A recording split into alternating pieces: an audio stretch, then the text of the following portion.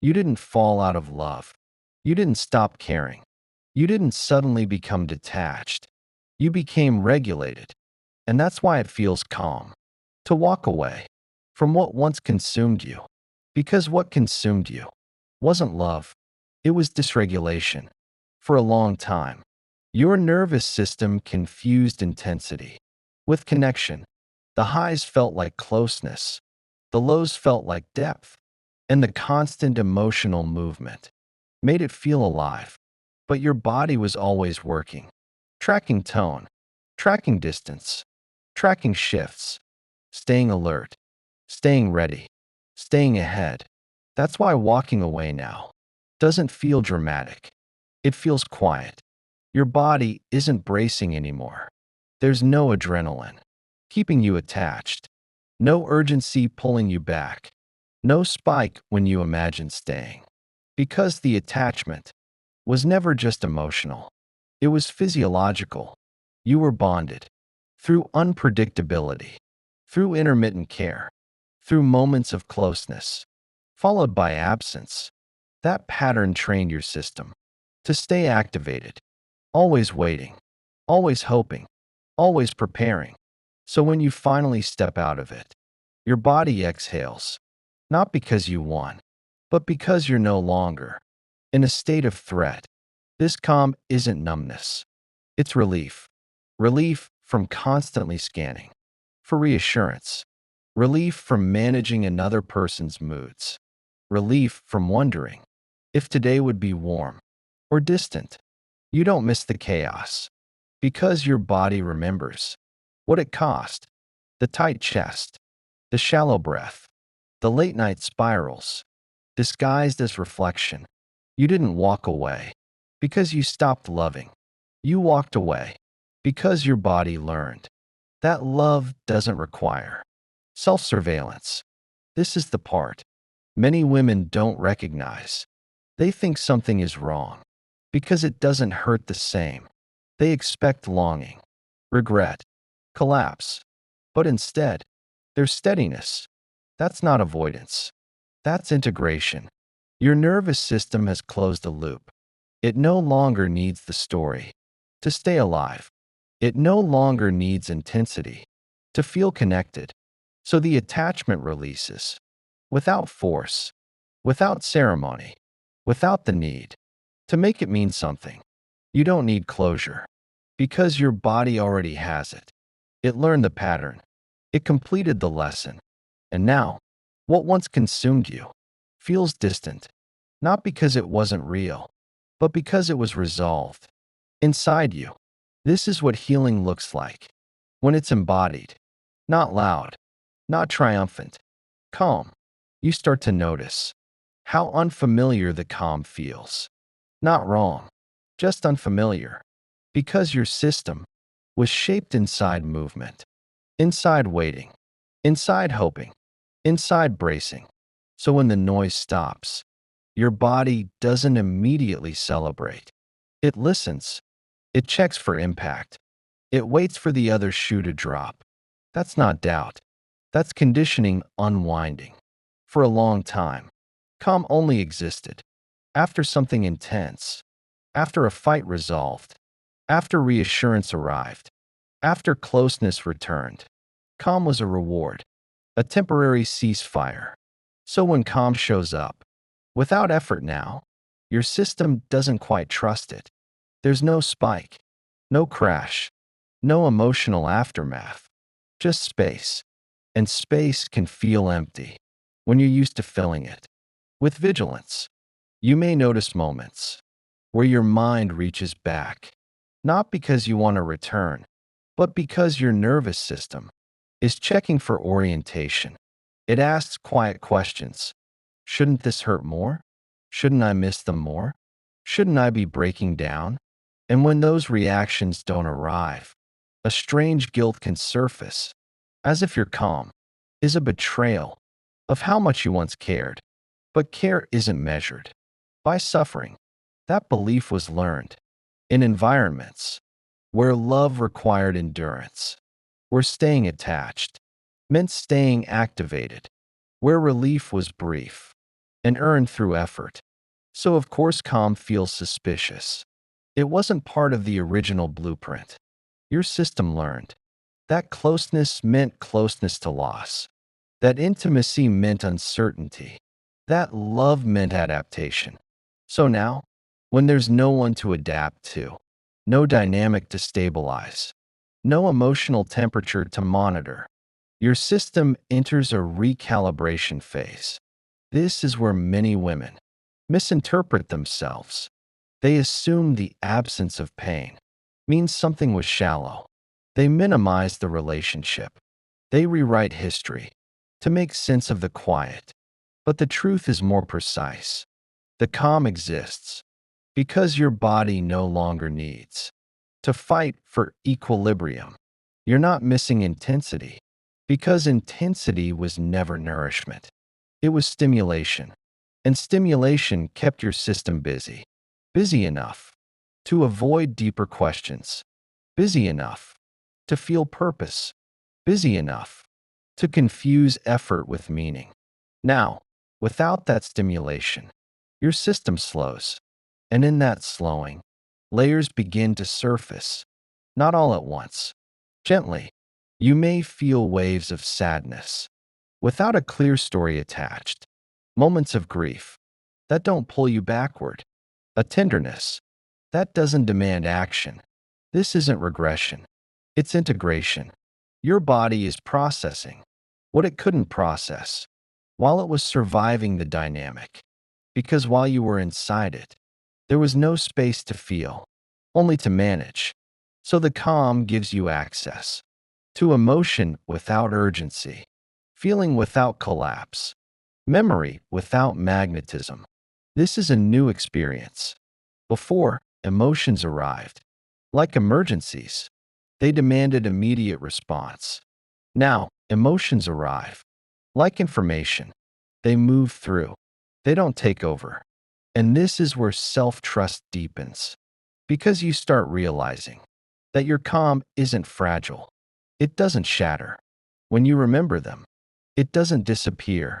When you acknowledge what you lost, you can hold complexity without destabilizing. You can honor what mattered without returning to it. That's emotional maturity, embodied, not intellectual, somatic. Your nervous system is learning a new association. That peace doesn't equal abandonment. That quiet doesn't mean something is wrong. That safety doesn't require constant engagement. This learning happens through lived experience, through mornings that don't start with anxiety, through conversations that don't require preparation, through decisions that don't cost your breath. You begin to trust the calm because it keeps showing up, not as a mood, as a baseline. And slowly, your identity reorganizes. You stop seeing yourself as someone who loves intensely. You start seeing yourself as someone who loves accurately. You stop romanticizing what consumed you. You respect it for what it revealed. You understand now that what once felt irreplaceable was actually unsustainable. And that understanding doesn't harden you, it softens you. In a safer way, you no longer need to prove how deeply you feel. You no longer need intensity to validate connection. You don't chase sparks because your body prefers steadiness, not boredom. Steadiness. There's a difference. Boredom feels empty. Steadiness feels grounded. Boredom disconnects. Steadiness supports. Your system knows which one this is. That's why walking away felt calm. Not because you checked out, because you checked in. You chose coherence over chaos. And now, your nervous system is aligning with that choice. It's learning that nothing bad happens when you don't go back, that you don't disappear without the drama, that you still exist without being needed. That realization is profound because for a long time, being needed was how you measured your value. So calm felt like invisibility. Now calm feels like presence. You are with yourself and your body knows it. That's why it's quiet. Not because there's nothing left, but because there's nothing left to fight against. You start noticing how this calm changes the way you attach, not suddenly, not intellectually, but in the small moments where you used to lean forward, and now you don't, where you used to anticipate, and now you wait, where you used to fill space, and now you let it breathe. This is not you pulling away. This is you no longer overreaching. Before, attachment felt like effort, like staying alert, like staying available, like staying emotionally flexible, enough to adapt to uncertainty. You bonded through responsiveness, through showing up fast, through understanding first, through holding more than your share. That wasn't weakness, it was attunement. Without containment, your nervous system learned that closeness required vigilance. That intimacy meant being on call. So when something mattered, you moved toward it quickly. You invested early. You felt deeply. You stayed present, even when your body signaled strain. Now, that impulse has softened. Not because you care less, because your body doesn't rush toward what destabilizes it. You still feel attraction. You still feel curiosity, but you don't feel compelled to secure connection immediately. You let it unfold. And this is where the difference becomes clear. You're no longer attaching to potential. You're attaching to consistency. You're no longer reading between lines to find reassurance. You're listening to what's actually there. You notice how someone responds when you slow down, when you don't initiate, when you don't over-explain, when you don't make it easy to stay vague. And instead of anxiety, there's interest. Instead of panic, there's observation. This doesn't mean you don't feel uncertainty. It means uncertainty doesn't hijack you. You can sit with it. You can let it clarify. That's a major shift.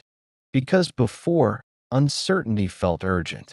It demanded resolution. You needed to know where you stood. Now, you let uncertainty reveal itself. You allow time to do the work you once did manually. This changes who stays close to you. People who relied on your emotional availability may feel confused. They may reach out more. They may pull away. They may test whether you're still reachable in the same way, but you don't react. You notice because your sense of safety is no longer tied to being chosen. It's tied to being aligned. You're not asking, do they want me? You're asking, do I feel steady here? That question is quieter, but it's more accurate, and it leads you to different choices. You don't attach to intensity. You attach to regulation. You don't feel chemistry as adrenaline. You feel it as ease, as clarity, as not needing to contort yourself to stay connected. This can feel subtle, so subtle, you might miss it if you're still expecting fireworks. But your body doesn't miss it. Your breath stays deep. Your thoughts stay linear. Your sleep stays intact. These are signals. And because you trust your body now, you let those signals guide you. You don't override them for the sake of excitement. You don't second-guess calm to chase familiar chaos. You've learned what chaos costs, and you're no longer willing to pay it. This doesn't make you closed. It makes you precise. You open where there is reciprocity. You stay where there is repair. You invest where there is emotional responsibility. And when those things aren't present, you don't dramatize the exit. You disengage without needing to punish or prove. That's not avoidance. That's security. Your attachment system has reorganized. It no longer clings. It no longer collapses. It no longer confuses intensity with intimacy. It waits. It listens. It chooses. And because of that, the calm deepens, not as distance, as grounding, as self-trust, as the quiet confidence that you don't need to be consumed to be connected. You reach a point where the calm stops being something you question and starts being something you build from. It becomes the ground, not the aftermath. You're no longer asking why it doesn't hurt the same. You're noticing how much easier it is to breathe, how your days aren't shaped around anticipation, how your nervous system is no longer bracing for impact. This is when you understand that what once consumed you was never meant to last, not because it wasn't meaningful, but because it required your dysregulation to survive, and you're no longer available for that.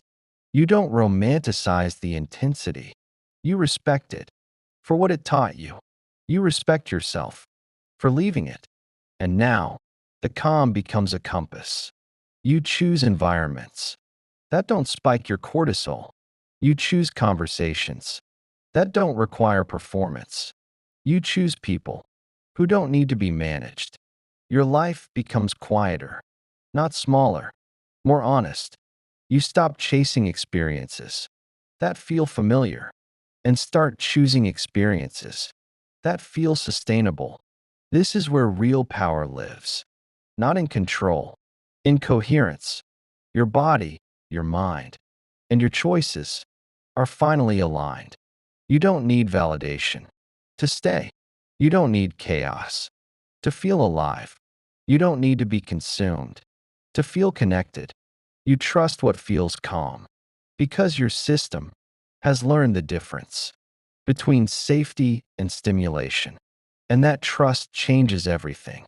If this video made something click, don't scroll past it. Stay with the recognition. Notice what your body relaxed into as you listened. That's the information most people ignore. And if you want more conversations that help you trust yourself again, not rush your healing, not second guess your instincts, subscribe to the depths of us. This channel isn't here to motivate you. It's here to help you recognize what your body has been telling you all along. The calm isn't emptiness, it's readiness, and you're already living from it.